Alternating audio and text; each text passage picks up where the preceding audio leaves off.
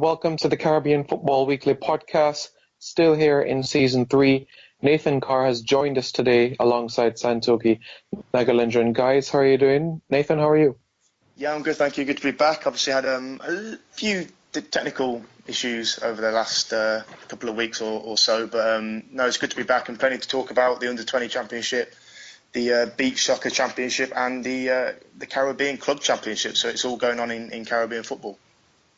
Yes, of course, and West Brom has certainly brightened your day today. Yes, they did. Macaulay, he's a bit of a legend, isn't he? Absolutely, 36 years young. Santokie, how are you? Yeah, I'm good. Glad to have the full membership back on Caribbean Football Weekly, and this week's probably been the most action-packed week for Caribbean football, I think, since we started the show. Would you agree, guys? Yeah, I'd say so. Very historic for Guyana as well, so congratulations. Thank you. Yeah, we'll get onto that further on in the show. Definitely. Well, as we know, the usual format with news and everything. So, Santokie, I'll let you kick things off this week as well. Okay, great. Yeah, so this week began the 2017 CFU Club Championship qualifiers. So one group has kicked off, and that featured Racing de Gonçalves of Haiti, Inter from Suriname, Green Bay Hoppers from Antigua, who were hosting the group, and Bequia United from St. Vincent and the Grenadines. Now, in case people were wondering why this group has started and none of the others, it's because England are playing West Indies next week in cricket in Antigua, and so I think they wanted to avoid a clash. So this group has started earlier than the rest of the groups in the tournament. We've had 2 rounds of games so far. So in the first game, Racing de Gonçalves and Inter drew 2-2.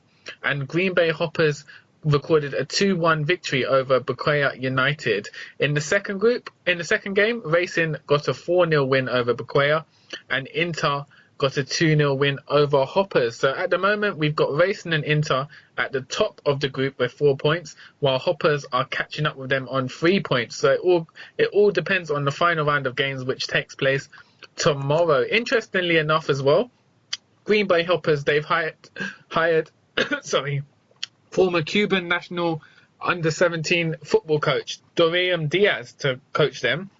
And they also revealed that Tapper Whitmore of Jamaica was ready to take over until he'd been given the job permanently of Jamaican national team in January. So he was set to take over. He couldn't do it, so they've hired the former Cuban national under-17 coach, which I thought was a very interesting plot twist in their story. Okay. Thanks very much, Santokie. Much appreciated there. Nathan, news your side?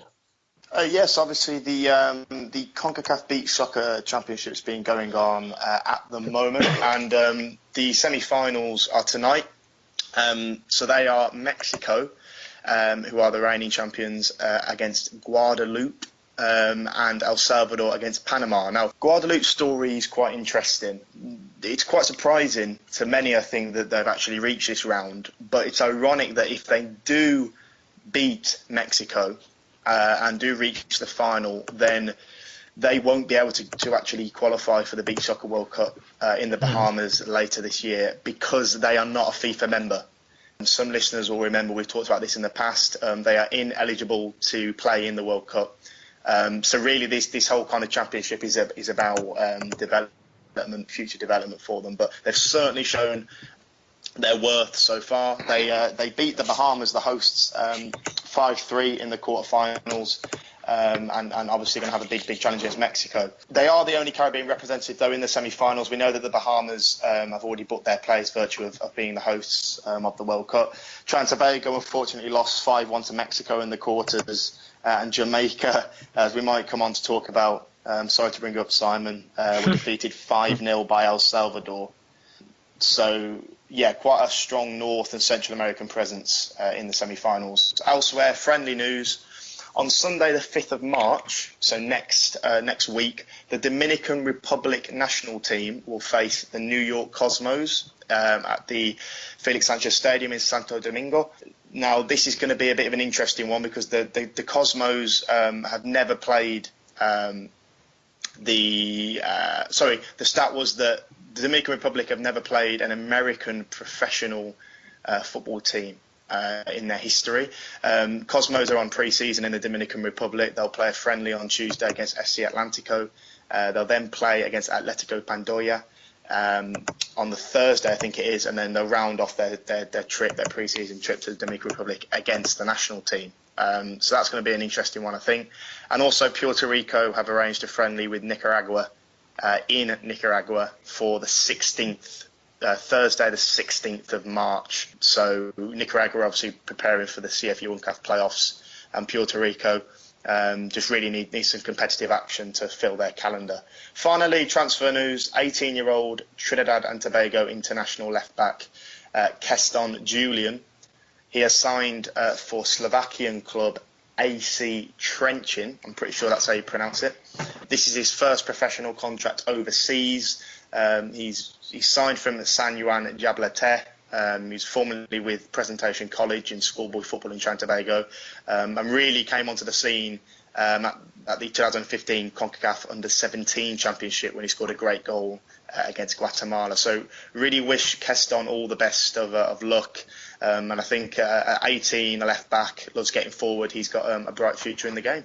Yes, it's quite interesting, Nathan, as well, that same club, Trenton. It's very good for developmental purposes. That's exactly where Leon Bailey and Kyle Butler, sort of, you could say, started out their professional career, so to speak, before branching to Belgium. And then from after that, Leon Bailey is now in the Bundesliga. And carrying on that note, on news, Leon Bailey is now the first Jamaican-born player who was homegrown that has made his debut in the UEFA Champions League. He came on with a few minutes to go in Bayer Leverkusen's 4-2 loss against Atletico Madrid. Now, back in 2001, 2002, thereabouts, Robert Scarlett of Jamaica was playing with Spartak Moscow in the UEFA Champions League, but he never came off the bench. He was part of the squad for the UEFA Champions League, but he never came off the bench. So for Leon Bailey, this is wonderful news where this is concerned. And finally, Luton Shelton has, on his return for the club, with the prodigals on, you could say, scoring on his debut in a 2-1 victory for Harbourview over Tivoli Gardens that has helped them climb up the table. Only played 45 minutes that match. He's still, in some instances, recovering from the same leg injury that he had when he was in Russia. So before we get into the gist of the different CONCACAF tournaments, I would throw it out to you guys as well. Santokie, do you think Luton Shelton, at 31 years old, yes, he may have a lot of miles on the clock, should he be considered back into the Reggae Boyz team, you think, moving forward? Yeah, I would give him a consideration. I mean, he's got a fantastic scoring record for the national team. He's returned back to his former club, as you said, in the Red Stripe Premier League. So I mean, it wouldn't hurt to put him in the squad and see maybe not have him starting in the first 11, but coming off the bench if he can get the goals and see if he works himself up. I'm sure he'll be hungry to make the Jamaica squad for the Gold Cup. And so, I would give it a shot. His record speaks for itself. Yeah, it certainly does. 7 out of every 10 goals that he has scored for Jamaica has come against CFU opposition. So you think about the Caribbean Cup coming up with French Guiana and potentially a Curacao or Martinique in the third place playoff or the final. It springs an opportunity there for him, Nathan. Yeah, it's an interesting one. I think the question over Luton Shelton would be, can he still, cut the mustard now? He's been away from the international scene for a little while. If he was to come back at 31 now, could he still score goals consistently? For me, I agree with Santokie. I think, Simon, you've said it on social media that I wouldn't have him in my starting 11. I think that other strikers such as Darren Mattox, Giles Barnes, Corey Burke, Romario Williams, these kind of players, Clayton Donaldson, I suppose, is still in the mix. They would be ahead of him in the pecking order. But given his experience and his know-how, he's played in various European leagues, and of course he scored a lot of goals, the country's all-time top goal scorer. I would have him in and around the squad, maybe to come on in the last 20 minutes, somebody that can pass on experience and advice in the dressing room. Somebody of that ilk, I think, could be beneficial to Jamaica, particularly with this summer's competitions coming up. You've got the Caribbean Cup in June, the Gold Cup in July. Could he come in for the Caribbean Cup perhaps, and kind of make a cameo appearance off the bench in the semi-final against French Guiana, if they get to the final, of course, there's that to factor in. So, yeah, I'd be open to it, but not a starting position for me. I can understand that, and a lot of Jamaicans share the same sentiments that you do. I agree along the lines. I look at him more as that sort of experienced figure, like you said a few moments ago, being in the dressing room, in team meetings, being with the players in the hotel, giving advice to the younger generations. He has been key for Jamaica. You just look at the accolades, helping Jamaica to win the Caribbean Cup in 2005, 2008, and 2010, scoring in the final in 2008 as well, and 2005. So he has had quite a bit of experience within the Caribbean. In the Gold Cup, he scored as well against top teams. He also scored when Jamaica beat the United States for the first time at the senior level. So he has achieved quite a bit internationally. So I'm looking forward to see if Theodore Tapa Whitmore will give him a look as the next few months pass on with the national team. So let's go into the first topic with the CONCACAF U-20 Championship currently going on in Costa Rica. Nathan, it has been, you could say, a lukewarm time for Caribbean teams. You know, Haiti started off quite promising. Bermuda, a few opportunities in patches. Trinidad getting a victory over El Salvador, so let's see if Bermuda can help them out by getting perhaps a draw against Costa Rica.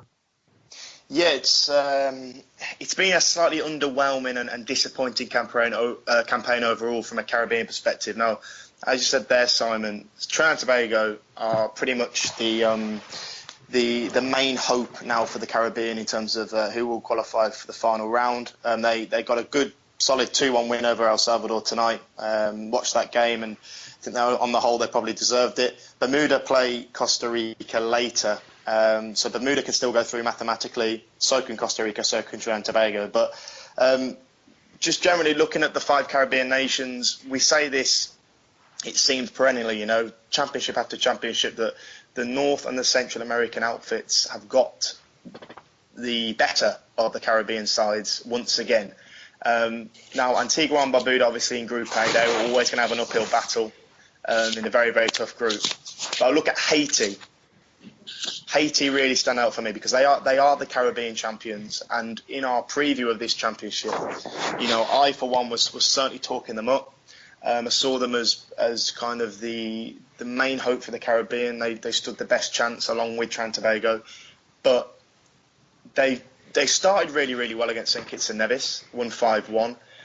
But my word, they just threw the tournament away, absolutely threw the tournament away.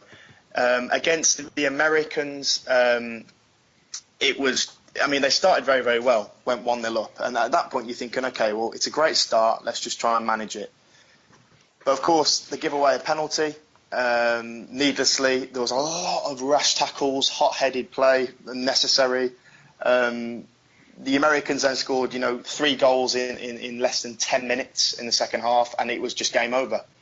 And then in the last game against Panama, they have 3 sendings off, and they finished the game with 8 men. And again, they can see 2 penalties. So ill discipline, really. Okay, you can blame the referee at times, but generally ill discipline, not playing smart, and just diving in unnecessarily was what costed Haiti. So they really, really disappointed me because I thought, given the talent in their squad, they stood a good chance. Yeah, at the moment, Trinidad and Tobago and Bermuda are kind of flying the flag for the Caribbean. But I've got to say, I don't want to dampen the mood. I'd obviously like to be positive and optimistic. But Haiti, in particular, have really disappointed me. So to Antigua in parts, and then St Kitts and Nevis. This was always going to be a kind of a tournament of learning experiences and outcomes for them. We knew that because they're obviously one of the weaker teams in the tournament. But do you guys share the kind of same sentiments as me? Quite an underwhelming performance from the Caribbean teams, all in all. Yeah, I mean, you pretty much nailed it on the head there. Very disappointing. I mean, I know in the preview we did say Antigua had an uphill battle, but they really sort of capitulated. I mean, they scored 1 goal, conceded 9. Really, it was almost as if they gave up after the first loss to Mexico. So that was disappointing. And again, I share Nathan's sentiments about Haiti. I mean, after Haiti sort of blitzed through St. Kitts and Nevis 5-1, and then you had USA losing to Panama in a shock loss, you kind of thought, okay, in the second game, USA are there for the taking. This is a good chance for Haiti to pick up a win and qualify for the next round. But then, again, they sort of showed the mental weakness. They capitulated against the United States 4-1, and then crumbled against Panama as well to crash out of the competition, which was very disappointing. St. Kitts and Nevis as well leaked in the goals. They conceded 13 goals, I believe. So very, very disappointing from the Caribbean sides in this tournament. As you say, Trinidad and Tobago have given a glimmer of hope with the win over El Salvador today, but they're dependent on Bermuda to get a result against Costa Rica. I'm not sure how likely that will be.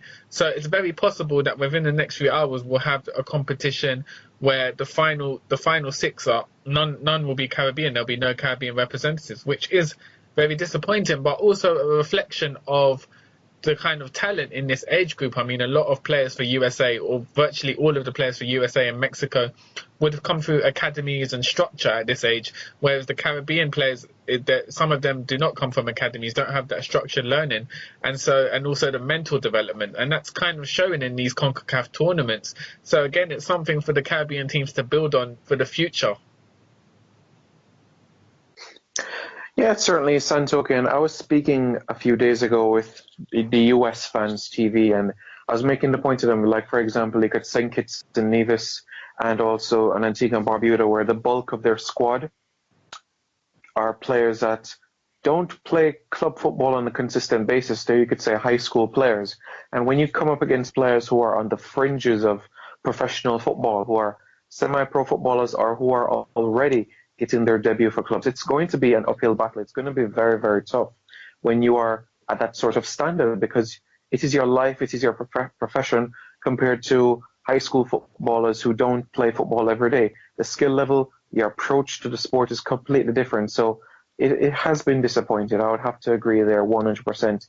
It has been a learning experience, I must say, from Antigua and Barbuda's point of view. The Benin boys, they have been quite optimistic about it, you could say, where they're taking the positives from these three games. Like they would say on social media, well, we scored a goal against Honduras, we want to use this as a stepping stone to get into the senior team. So from that aspect, I admire the way that the players outlook on that. For the other teams in the group, Haiti, man, they really threw it away. You look at that game against Panama on Friday, where even down to 10 men, they looked like they were in control. They got the equalizer before halftime, and they said, yes, there's an opportunity. And then lapses in concentration, it has let them down. So full credit to Nathan there for making the point that despite the individual talent, when they come together, it can be a challenge. And that is something they're going to have to work on moving forward. A positive for them, perhaps, Ronaldo Damas. He's still 17 years old, so he has another under-20 cycle left in him. So I hope to see him play more often and perhaps be the captain of the team. Bermuda, they have, you could say, Nathan, I'll ask you as well, they have not been embarrassed in this tournament. They've held their own despite the results they've gotten. They've picked up a point, but El Salvador game, the 3-1 loss, they weren't embarrassed by any means. They were told to do up to a certain point in that encounter.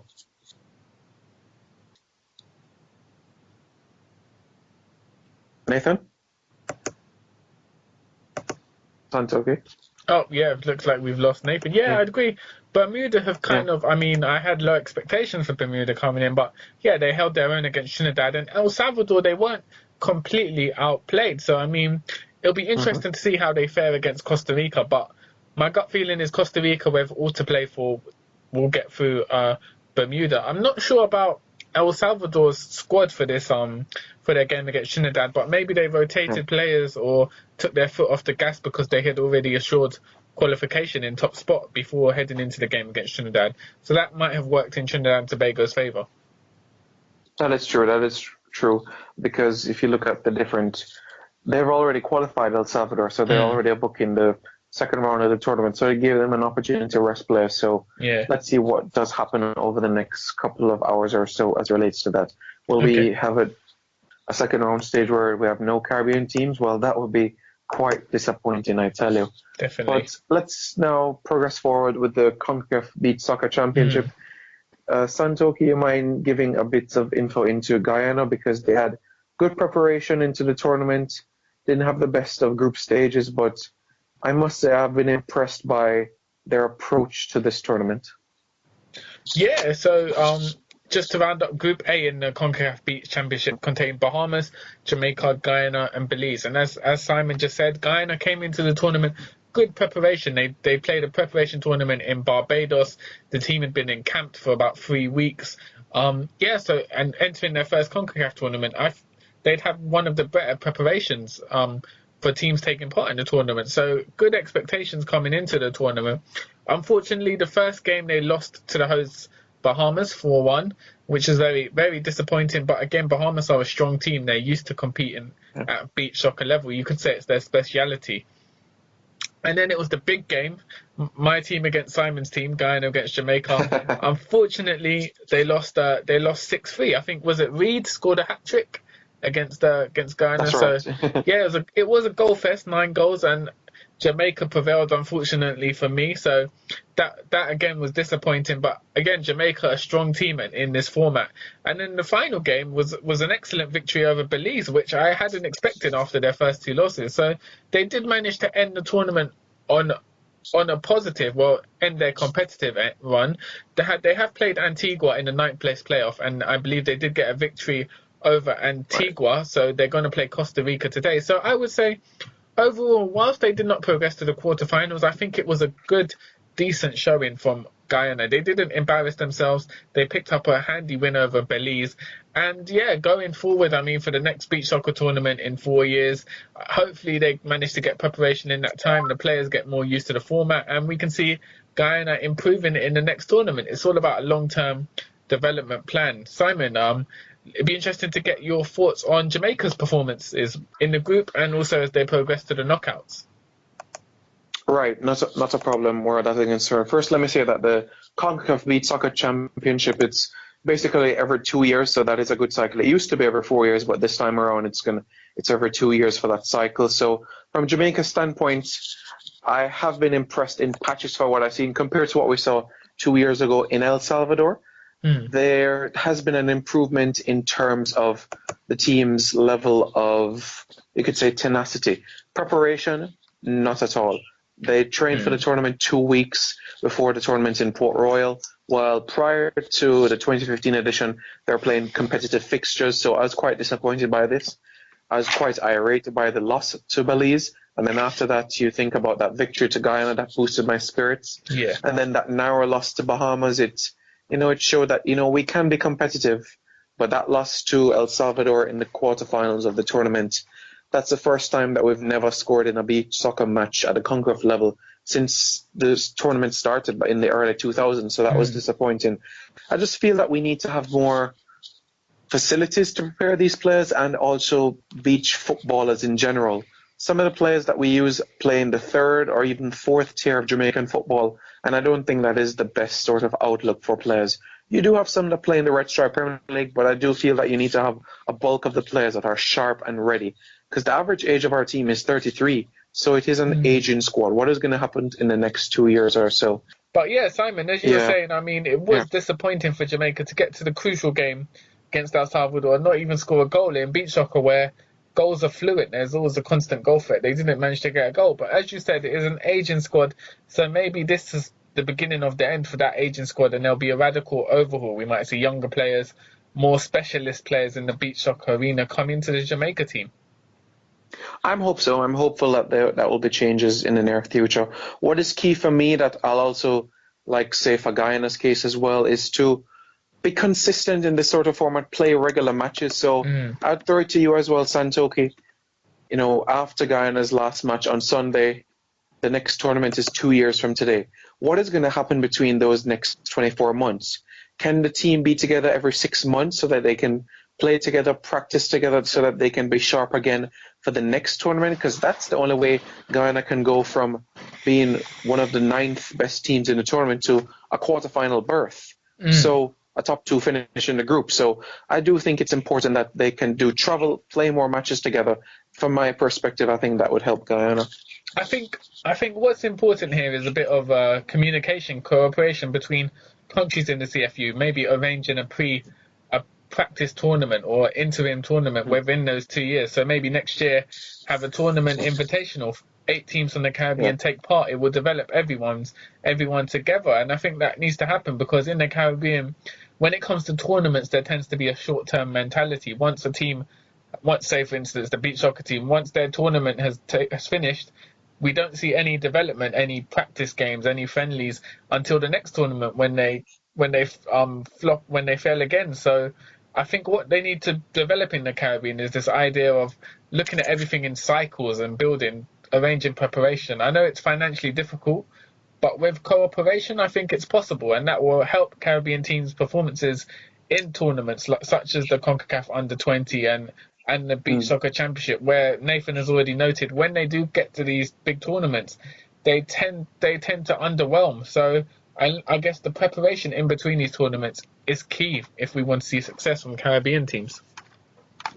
Right. Makes a lot of sense there. I agree. So, Santokie as well, as it relates to with Guadeloupe, they've had an immaculate run in this tournament. And you look at different forms of football as well. They've been to the semi-finals of the CONCACAF Gold Cup back in 2007.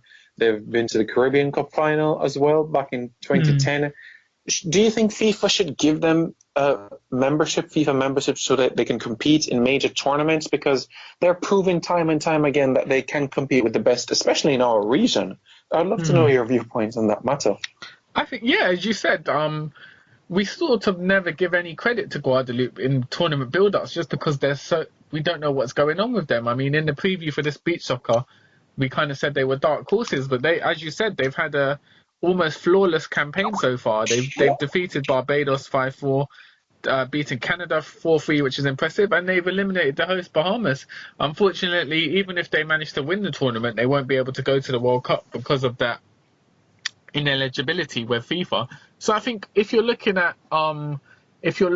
recent developments with Kosovo and Gibraltar getting FIFA memberships, I don't see why Guadeloupe shouldn't be able to. That's dependent on if they do want to apply for FIFA membership. But as you said, in football as well, they tend to punch above their weight and be a successful team. So I would love to see them take part in FIFA World Cup qualifiers. I think they could be a good representative for Caribbean football. I don't know what the structure or system in place in Guadeloupe is because we don't hear much about it.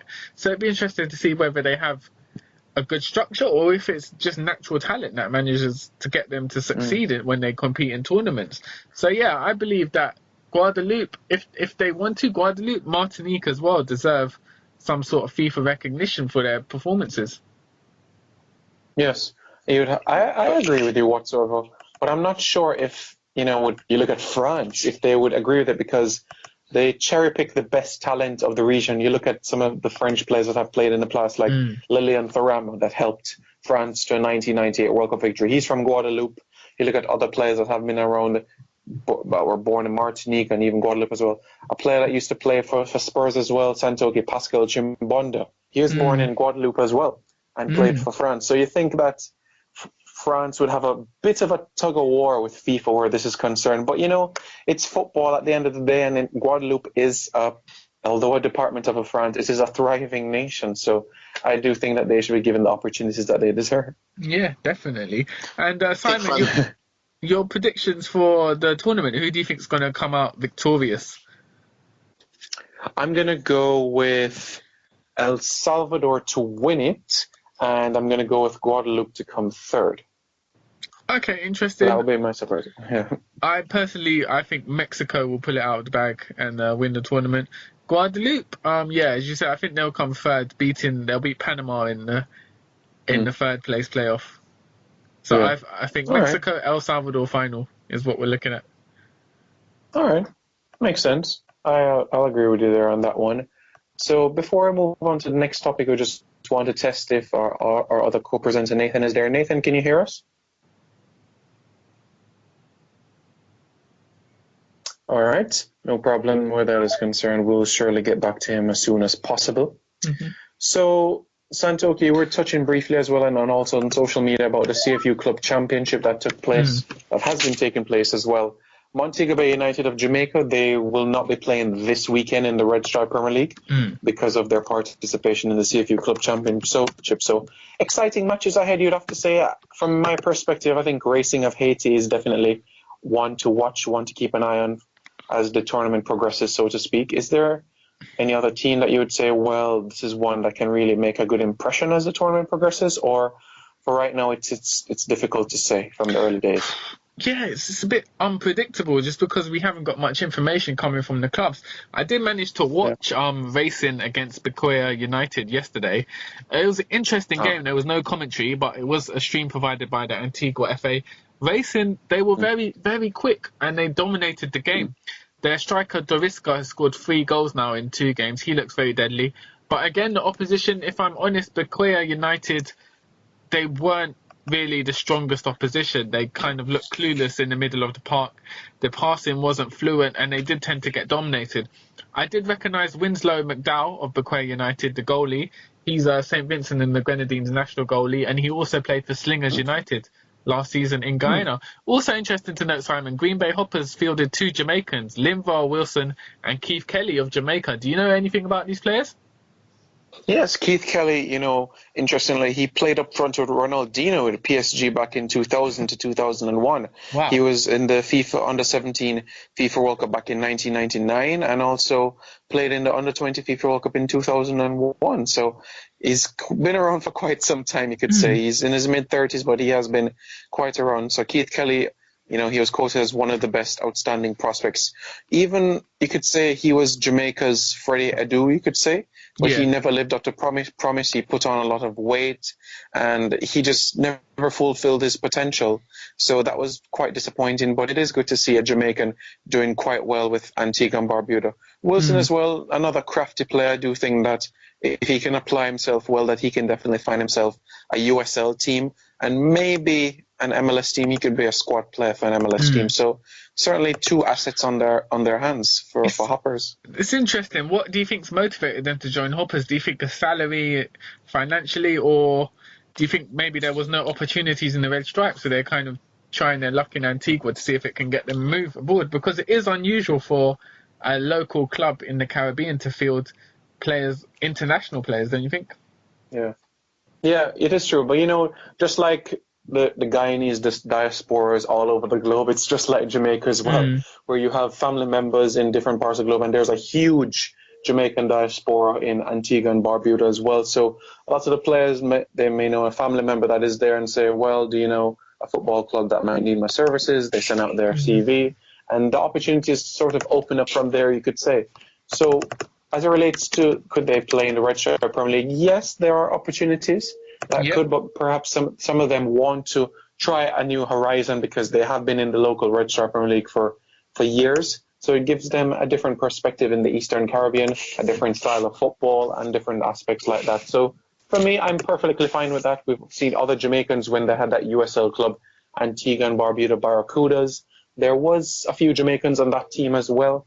So for me, I'm fine with Jamaicans playing in the Eastern Caribbean if the money is doing well for them. We've had Rowan Nelson in the past who said that he felt like he was treated like a professional when he was playing in the Trinidad and Tobago Pro League, where he was getting a proper salary, bus traveling to the games. I think he even had a vehicle as well. So I'm perfectly fine with that. It's a career and it should be that. I don't think footballers should be working 9-to-5 jobs and then going to play football. It shouldn't be like that, to be honest. It can be very tiring and taxing. Exactly, I can only imagine. Going back to your original question about teams who I think will be strong in this tournament, you've got to go with Montego Bay United. I mean, it's their third consecutive tournament. They're always strong in these tournaments, and I believe they've hired Rob Underwood, former coach of Cleveland City Stars in America. They've hired him as a technical advisor for this tournament, so it'd be interesting to see what adjustments they make and whether he can have an influence on the club. The president of the Montego Bay had said they've been pursuing him for a year and he's finally committed to helping them during this campaign. So I think they will progress through their group, but it will be interesting to see how they fare against stronger teams in the region such as Central and Don Bosco, and also Puerto Rico FC, who I think are if you have to call one group of death, it's Puerto Rico FC and Portmore United in the same group. That will be a brilliant match.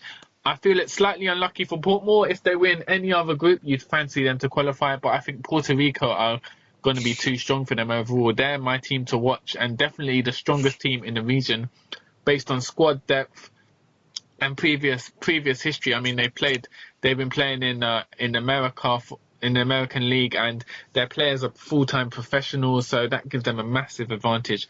So yeah, Puerto Rico FC, Montego Bay, Portmore United, Don Bosco of Haiti are always a strong team in the region, and it will be interesting to see how San Juan Jableta, the runners-up in the Pro League, they've come into the tournament. Usually you get W Connection in it, so San Juan have kind of taken their role, but they've had problems in the Pro League. So it'd be interesting to see if that group there can be an upset, maybe from the Guadeloupe team, CS Moline, or even System 3 from St. Vincent and the Grenadines. So I'd say Group E is probably the most open group, and I'm looking very forward to seeing how things unfold as the weeks progress. Okay. To all the listeners out there as well, is there any Guyanese player that you think they should keep an eye on, or any player, regardless of their Caribbean nationality, to keep an eye on throughout this tournament, the CFU Club Championship? Has anyone caught your eye as yet or anything?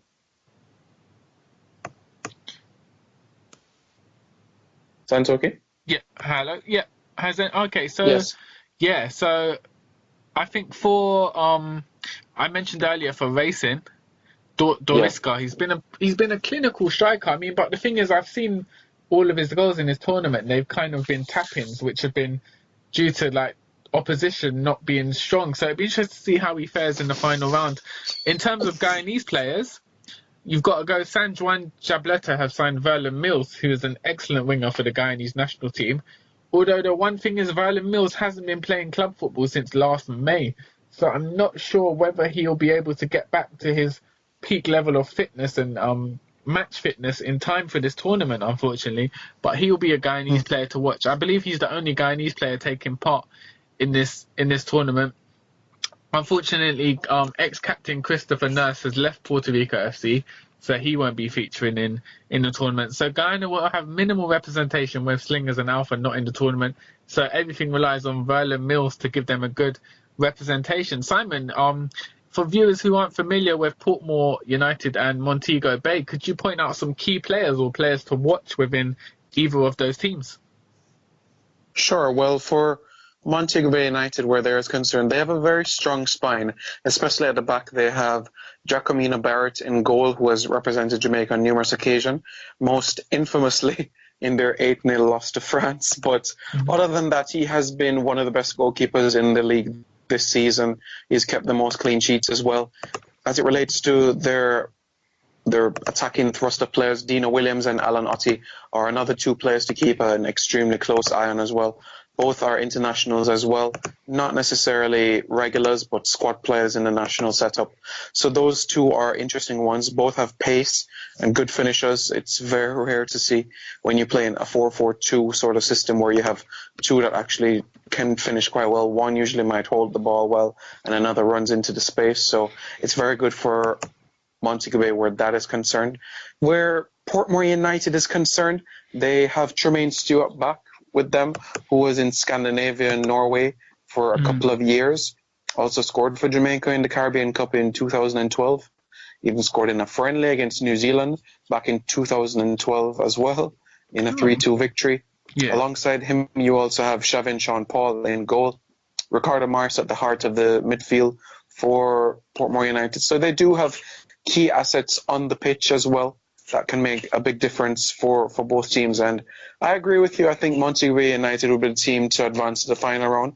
Portmore, it's going to be very tough. Could it be goal difference? But it's going to be so interesting. But I give Puerto Rico the slightest of edges going into the final round. Yeah. For United. Oh, I think Nathan's still technical issues. They're affecting his sound quality. Yes. Yeah, Simon, as you were saying, I'm looking forward to seeing how it unravels. I mean, it's not often we get to see Caribbean clubs taking part in these big tournaments. So I mean, it'll be a good experience for all the teams taking part. Don't you agree? Yes, I agree. Regardless of whether you're advancing to the final round or not, it's three valuable matches to build your experience. And as you know, these matches are being streamed. You know, people can watch them whether on television or online. So it gives an opportunity to a wider audience to view it. So you think about clubs, for an example, in Central America or the USL, to see the top Caribbean talent. So it gives them an opportunity to make a living outside the Caribbean, overseas, and earn a good money from it as well, and a progression as a football player. I remember there was an interview that Bermudan media house Island Stats did with Dante Liverop, their centre off, and he was speaking about when he was in the Caribbean. There was a point where he was working 40 to 48 hours a week and playing football, and it was just so rough for him. But when that big opportunity came with Harrisburg Islanders in the USL, it opened a massive door for him. So he's quite happy with that sort of opportunity. So I'm saying this to say that these three games can be so crucial for players within this tournament to make an impression on the scouts who are watching them on a regular basis. And I mean, we only need to look at someone like Jamie Vardy, who was working for his early careers up until 24, 25 years of age, was working in a full-time job and then playing football. And once he'd managed to earn a move to a club where he could focus full-time on the football, we obviously saw last season how well he developed. So it was often his situation holding him back. So again, with a lot of the Caribbean players, it's all about getting out of work playing semi-pro football and trying to get a professional contract just so they can develop their own game. Simon, I made an interesting note when I was watching the games, the recent games, CFU club games. In the crowd, no one seemed to be wearing the football kits of the clubs taking part. In the Caribbean or in Jamaica, is it a popular thing? Do clubs sell their kits, or is it not something they've explored yet, teams? Clubs do sell their kits, yes, but it's not marketed to, I think, a level that is necessary. Like the use of social media by clubs and all of that is not really to a great extent. So what fans may do, they just wear the colour of the team. For example, Tivoli Gardens wears orange, so instead of wearing the jersey, they may wear the colour orange instead. Some are concerned with the ticket the jersey prices as well. Some of them could be close to 50 quid, even more. So fans are concerned about that. So that's the general culture about the Caribbean. Some prefer to wear what they have instead of buying a new jersey, while some just don't know about the actual product as well. The kits, the hats, the jackets, etc. It's not really pushed out as much, and it's quite bizarre because you think as a football club you want to capitalize on capitalism, Yeah, I mean, it's from my perspective, it seems like they're missing out on a big opportunity to kind of grow a fan base and also get finances through this marketing. I mean, in England, where I'm based, you have clubs in Division 8 or 9 who still manage to sell kits, and fans buy it, and they have a good support base. So it's interesting that even because in Guyana it's the same. There's no culture of buying the kits or the club selling the kits. So it's interesting that this hasn't taken root in the Caribbean. As you said, it could be down to the finances of it all, how much it costs. But I think that's something missing from the game to give it kind of more of a better atmosphere. I mean, we see in the CPL, the cricket teams do tend to sell their jerseys and fans wear it, and that kind of gives it a better atmosphere. And also, when it's a home game, you get the impression that it's like a fortress because the fans are all wearing the opposition, the home team's colours and jerseys. They could do competitions or campaigns, couldn't they? Yeah, that's a good idea. Yeah, so maybe do a competition. Say, we're gonna do a competition you answer this question, and if whichever fan gets it right first, something, you get a discount or something like that. Just kind of PR campaigns which would entice more fans into buying the shirts and getting involved. Yeah. And something, I'll tell you another point, slightly on a tangent here, that winds me up every single week with the local football in the Caribbean, even in Jamaica as well. As you know, for example, for both of you that live in England, you are able to see the starting 11 of any Premier League match 1 hour before it starts. You can see the starting 11, you go on any social media site and you can find it. In Jamaica, you either have to wait until the match is shown on television or radio. You look on the social media sites of all the clubs, you can't find it. Unless you call the match commissioner, you're not going to get it. And that winds me up so much. Why isn't clubs taking this advantage of using the social media and get the fans knowing about it? Giving regular updates. Okay, the starting 11 is this. Luton Shelton is out with an injury here. Why not? Yeah, absolutely agree. But is it a lack of resources, though, Sam, do you think, at these clubs? Can they not afford, do you think, a lot of the time to have a social media department or a media communications department, that kind of thing? Yes, it all comes down to resources and funding. Again, a big issue that we've been discussing from season as well, 1 and 12. You have one person that does a jack of all trades, one that does marketing, communication, and just a pinch of social media instead of giving it its all, you could say, so to speak. Although I suppose, setting up, it doesn't cost money to set up a Twitter account, does it, or a Facebook page, and just put basic updates. I know that some Jamaican clubs do it, like Harvey are quite good, I've noticed. Montego Bay United are quite good. There's some in the Cayman Islands, TT Pro League are quite active.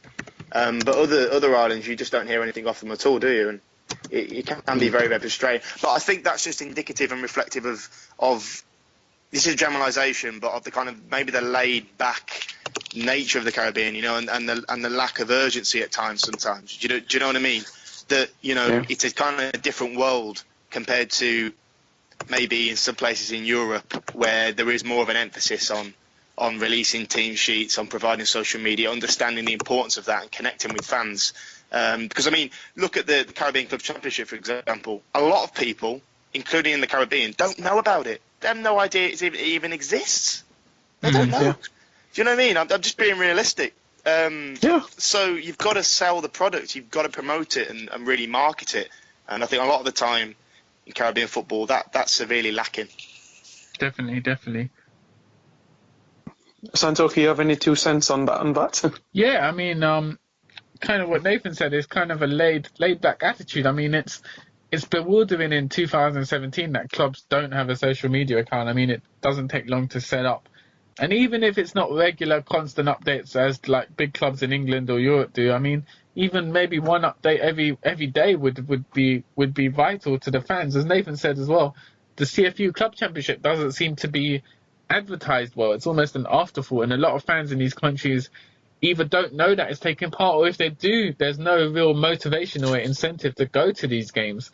So, it's something definitely that needs to be worked on in the Caribbean if they want to build on product, which can ultimately give them finances and allow them to compete on a bigger level. Yeah. Look at another organization that is doing well, CONCACAF. They have a brilliant Twitter account. Every time a goal is scored that we've seen in the Beach Soccer Championship and also the Under-20 Championship, within seconds, we're able to see a highlight of the goal. Nathan, have you been able to see any of that as well? I find it quite brilliant, yeah. I definitely think they've improved. I definitely think they've improved with the flurry of tournaments. What I will say with CONCACAF is they are quite poor in terms of getting back to fans. So if you've got an inquiry or if you just want to shoot them a message, you don't really see them kind of talk to fans, or interact with them. It's quite kind of just updates, and it doesn't feel like anyone's really ever replying to messages sent to them. I do feel that this year that they've definitely improved that. As you say, every time there's a goal in the Beach Soccer Championship, or they've actually released the lineups for the Under-20 Championship this time as well. Have you noticed that? They've actually, albeit the formations are sometimes horrendously off the mark, like horrendously. I think I saw the other day that Bermuda was set up in a 5-3-2, which was not the case at all. Yeah. But I suppose that is trivial in the grand scheme of things. But the fact that they've just released the team sheet, I think, is positive. And I also noticed as well that if you look at the YouTube page and look at the highlights, they've got commentary for the Under-20 games. I don't think they have for the beach soccer matches, but for the Under-20 Championship, I think they've had, I think it's Joanna Arango, I think is the lead commentator, which is good. I like that, the fact that they've got commentary, and I think I would love to actually see more commentary across Caribbean games, both domestically and internationally. I think that kind of studio analysis approach. Commentators, co-commentators, commenting on the game as it goes on. I like to see a lot more of that because I think you can get a lot of people involved in terms of pundits and whatnot. Mm. In the CFU Club Championship game I watched yesterday between Racing of Haiti and Bequia United, there was no commentary, but somebody in the stands was playing a song "Stand By Me" by Benny King. I don't know if anyone or any listeners know it. So as one of the goals went in, you just had this emotional song being blared out at the same time. It was a really surreal moment. It was like watching the end of like a Hollywood film or something. Brilliant. That was so interesting. I'll tell you a funny one that I heard one time. It was the Caribbean Cup in 2012. It was French Guiana versus Jamaica. It was taking place in Antigua, and the commentator, while a French Guiana player was taking a shot from 35 yards out, said, and he's shooting from downtown like this is a basketball game. Really? Really?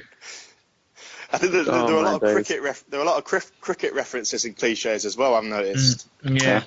Nathan, because you were cut off, any teams which you're hoping to stand, or any players which you think will stand out in the CFU Club Championship?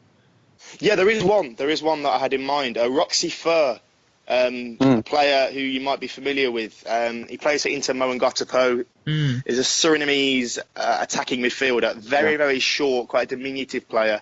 He actually scored against Nicaragua in the 2018 World Cup qualifiers. But a rain-sodden pitch, he ran through and stroked the ball home into the left corner. But he's a player that's attracted me a little bit when I've seen him. They played in the Gold Cup playoffs in January.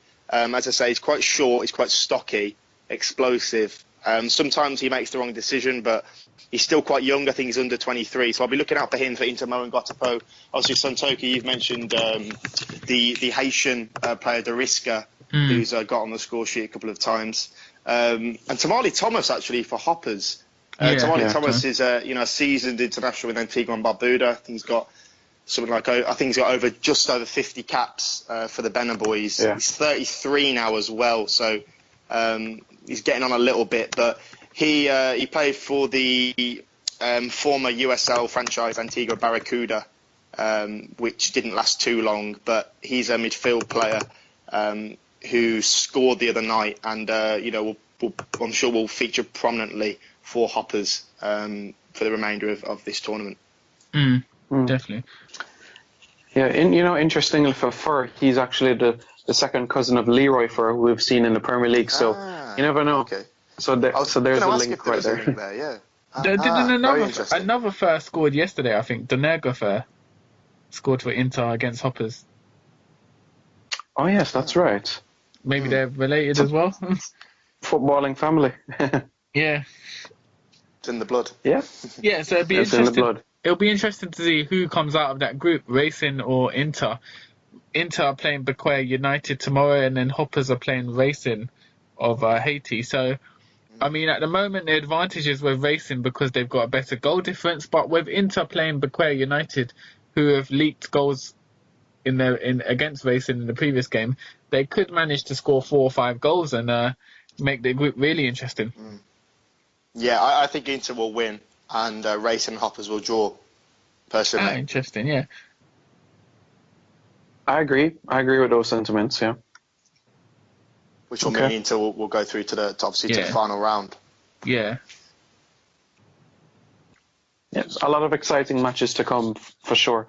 Definitely, Montego Bay United will be getting in action on March the 1st as well, so they're definitely one to watch.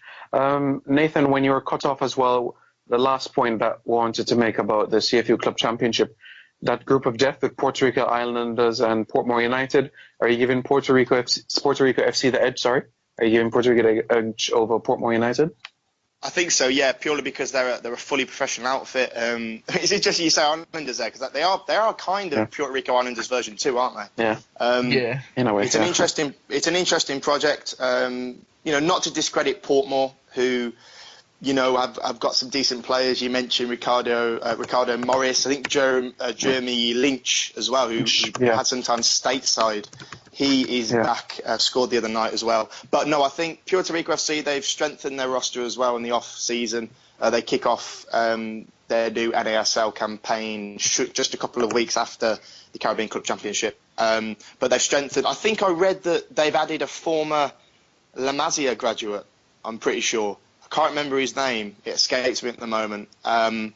But this is a player who obviously came through the Barcelona youth system and have signed him, I believe. So they've added in certain areas. But I think Puerto Rico, it's good for the Caribbean that they're involved. Obviously, there was some controversy over whether they would be. But I think it is beneficial that they're involved because they are, you know, as I say, a fully professional outfit. They're fully expected to go to the CONCACAF Champions League. One thing that I'd just like to bring up is, obviously, with the reformed CONCACAF Champions League, I don't know if you guys have thought about this, but surely the Caribbean Club Championship, as it will still go on, it will still exist, will need the scheduling of when it happens will have to change. Because obviously Phase 1 will take place from June till August, and Phase 2 will take place January, February, March, you know, just before MLS starts. Yeah. But that is when usually the Caribbean Club Championship would begin, if you get me. Yeah. So that will have to change. The powers that be will have to look at that. Maybe they could put it in May, maybe. I mean, as the qualification. Yeah, I mean, last year's CFU Championship was a bit later. I mean, it took part in towards the end of April, most of the games. So they seem to be quite flexible with the scheduling. And I'd imagine, as you say, they would probably push it to late April or May to accommodate the new format of the CONCACAF Champions League. Yeah. Yeah. Yeah, Okay. there'll definitely have to be some changes, yeah, for sure. Mm. It'll be interesting to see which month as well, so it doesn't clash with any other tournament or any FIFA date. So they're going to have to do some good planning. So, yeah, good point, Nathan. Yeah. Okay, so we got through a lot on that show, but there's still more to come in the coming weeks. So we've got the rest of we've got the under-20s taking part. The beach soccer finals will take place tomorrow, and then the CFU Club Championship groups resume on Wednesday, I believe. So we'll have a lot more to discuss on next week's show as well. Simon, do you want to say any final words, any final thoughts? Just like to say thank you to all the listeners that have been tuning in, week out. Really appreciate your support on social media. And definitely, if you want to say anything to us, you can always hit us up on Twitter. Yeah, Nathan? Yeah, I'd just like to squeeze in a really quick question if we've got time. It's from Tony Savage, and the question was, who has been the standout performer at the CONCACAF Under-20 Championship in Costa Rica? Myself, I've got 3 players, Caribbean players that stood out for me. Number 1 is Cathon Saint Hilaire. He scored 2 goals for Trinidad and Tobago. He scored with his first touch tonight, coming off the bench. He's a wide player, reminds me a little bit of Wilfried Zaha in his style of play. Nori Scott from Bermuda also caught my eye. He started in their game in the middle game against, who is it now? El Salvador. And he was putting out some ridiculous tricks, you know, everything. Rainbow flick, hocus pocus, elastico chop. And he looked like a decent little player. And finally, Luther Wilding, who's the Notts County Academy on loan at Grantham Town at the moment, the younger brother of Courtney Wilding. He scored that amazing solo goal against Honduras, and people are already tipping him to make the Notts County senior team pretty soon. So those are my 3, Saint Hilaire, Scott and Wilding. Anyone that stood out for you, just to round off the show, guys? I think for Haiti, Janelle Desire has been quite good. I mean, he's looked dangerous going forward. I mean, I know he is slightly cheating because he is a senior international player technically. He scored against Suriname in the CONCACAF Gold Cup game. So, I mean, he is a player who will feature prominently for the senior team relatively soon, as he's already got a few caps. So he's been a standout player for Haiti, in my opinion. He's on the verge of a move to Real Salt Lake, apparently. Interesting. Yeah. Simon. That'll be a good move for him, no problem, yeah. From a CONCACAF perspective, I would say Luca de la Torre of the United States. From a Caribbean perspective, you know, Nathan said it quite well with St. Hilaire, how dynamic he can be on and off the ball, drives the fair into the opposing players, brings some sting. So I'm looking forward to see what he can do in the future. I'm still quite disappointed that we haven't been able to see Levi Garcia in this tournament, but I do wish him all the best when it comes around to the senior team. Bermuda are leading Costa Rica, by the way, 1-0 from a goal from Neko Lowe, who scored in the opener against Trinidad and Tobago. So, yeah, Bermuda taking a surprise lead. Yeah, at this rate, the Soca Warriors would finish second in this group if the results stand. But let's see what does happen, and we do wish that at least we'll have one Caribbean team in the second round. Something to talk about next week. Okay, guys, great show, action-packed show. Nathan, any more final comments? Did you have any final comments you wanted to?